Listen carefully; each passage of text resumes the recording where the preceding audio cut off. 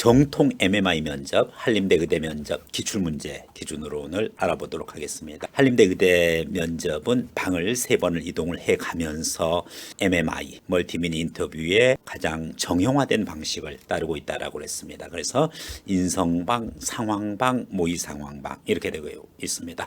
서울대 의대만큼 보다 더 세분화된 MMI는 아닙니다만은 거의 서울대 의대에 준하는 만큼의 MMI, 정통 MMI라고 보면 되겠습니다. 먼저 인성 면접 관련해 가지고서 세 문제, 상황 면접 2문제, 모의 상황 면접 2문제에 대해서 여러분에게 소개하도록 하겠습니다.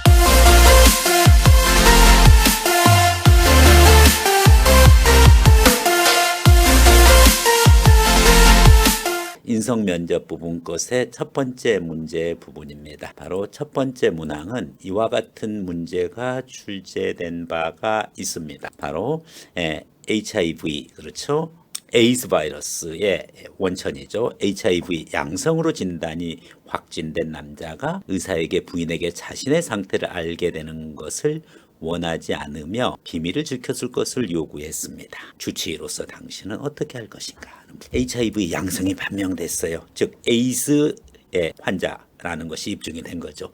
이와 같은 상황에서 이 남성은 자신과의 성생활을 해온 자기의 아내에게 이 사실을 알게 되면 아내도 감염된 것이 확실시되어지고 있고, 그렇기 때문에 매우 두려운 상황이고 이것을 의사에게 비밀을 지켜줄 것을 요구했습니다. 히포크라테스의 선서에 따르면은 환자의 비밀을 지켜야 하는 것이 의사의 도리인데, 여기서 주치의로서 어떻게 할 것인가 하는 부분이죠.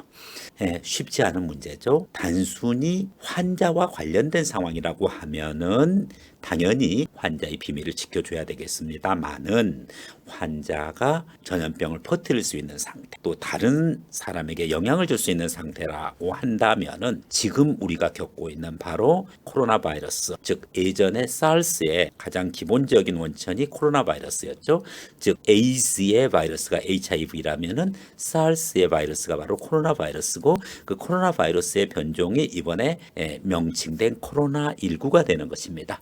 자, 코로나19 관련해 가지고도 마찬가지예요.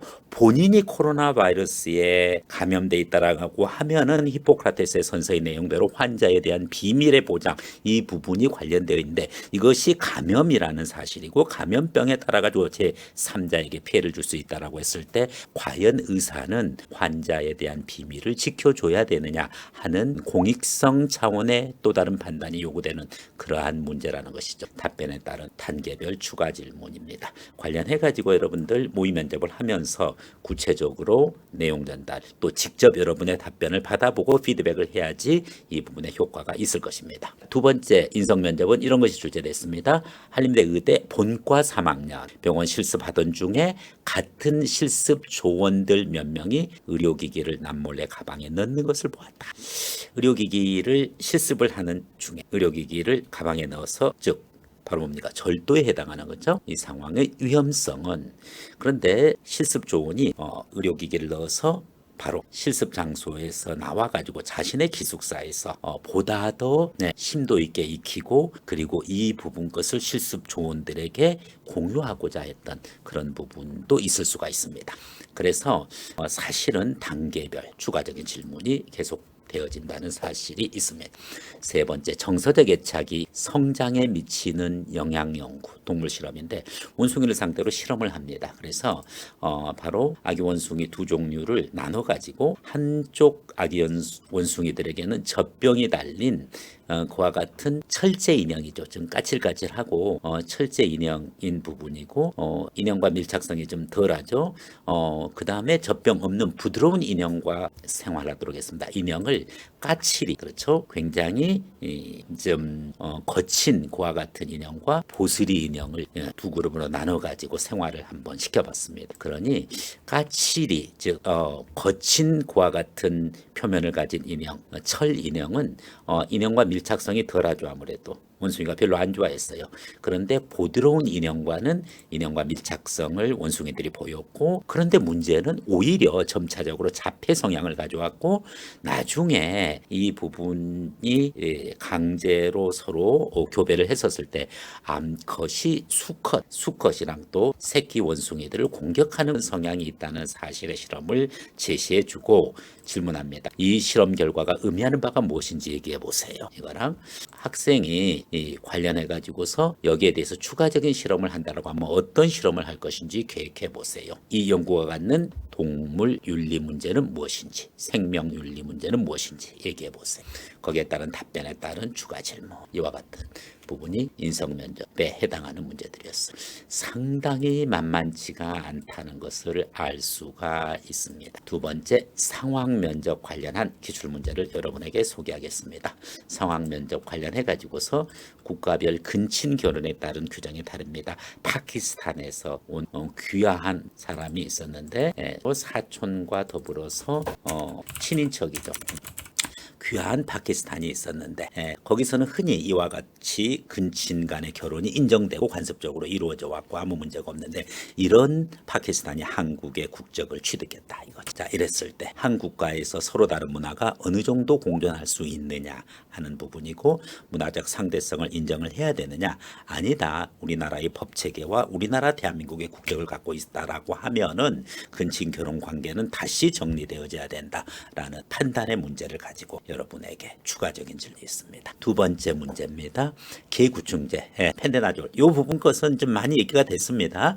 펜벤다졸 사용 후기에 대한 문제입니다. 환자들이 이걸 유튜브라든지 또 블로그에다가 자기의 후기를 올린 부분이에요. 이 펜벤다졸 사용 후기 부분 것을 기준으로 해서 개구충제를 사람들이 서로 막 공유하고, 그리고 이것을 사용하는 환자들이 생기게 된 거죠. 이에 식약청과 정부는 구충제, 바로 펜벤다졸을 사용할 것을 중지할 것을 공고하고 위험하다고 이야기했습니다. 자, 이때 공공의료의 관점에서 식약청의 공고사항에 대한 학생의 견해는 이 부분 걸 묻는 거죠. 공공의료의 관점에서 안정성이라든지 공공의료가 갖는 공익성이라든지 또 공공의료에서 접근해야 되는 그런 관점에 대한 학생의 견해. 귀하는 또 의사로서 자신의 환자가 위 구충제 사용을 문의한다면 어떻게 답변하겠느냐 하는 그와 같은 문제를 상황 면접에서 다루고 있습니다. 마지막 모의 상황 면접 문제 소개하겠습니다.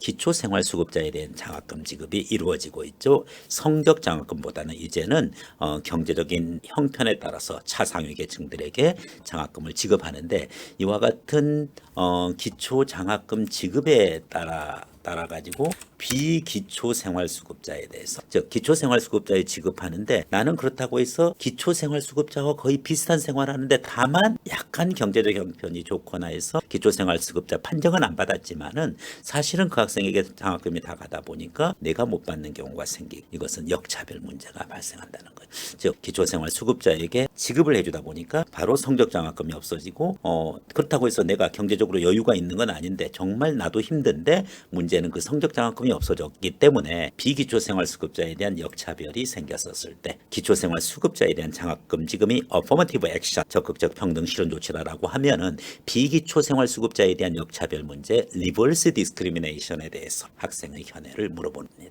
두 번째, 교통사고 아이 환자에 해당한 환자에 대해서 해당 아동 부모의 응급실 우려진에 대해서 불만이 있습니다. 바로바로 치료가 안 이루어지고 교통사고로 난 아이의 부모 입장에서 얼마나 다급한데 오히려 응급실은 굉장히 긴박하게 돌아가고 다른 주변 환자가 막 피가 흘리고 있고 거기에 의료진들은 많이 바빠 있는 상태입니다. 이런 상황에서 귀하가 인턴일 경우에 어떻게 부모의 컴플레인에 대처할 것이고, 부모의 분노와 우려의 이유는 무엇이고, 그렇죠, 모성애적인 요소도 있고 자기가 생각하는 그와 같은 병원 서비스에 대한 응급실의 기능이라든지 서비스의 질을 갖다가 이야기할 수가 있고, 귀하가 당직 의사인 경우 부모가 귀하에게 어떻게 해줄 해주기를 원할까요? 그렇죠?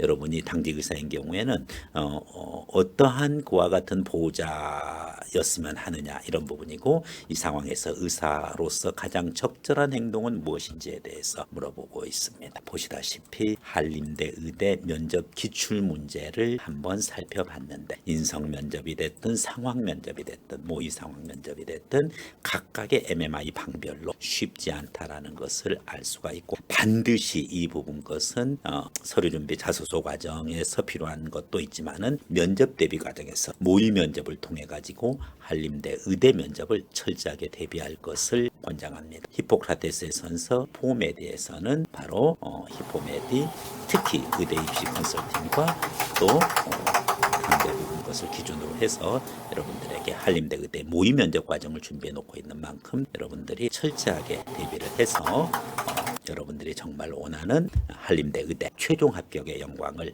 거두기를 기대하겠습니다. 특히 4배수로 뽑아놓은 상태에서 최종 1배수를 결정하는 면접인 만큼 MMI 면접에 다양한 그와 같은 시나리오를 가지고서 철저하게 수차례에 걸친 모의 면접을 통해 가지고 여러분이 진정한 의사로서의 인성, 그리고 상황 판단 능력, 모의 상황 판단 능력을 키워가길 바라겠습니다.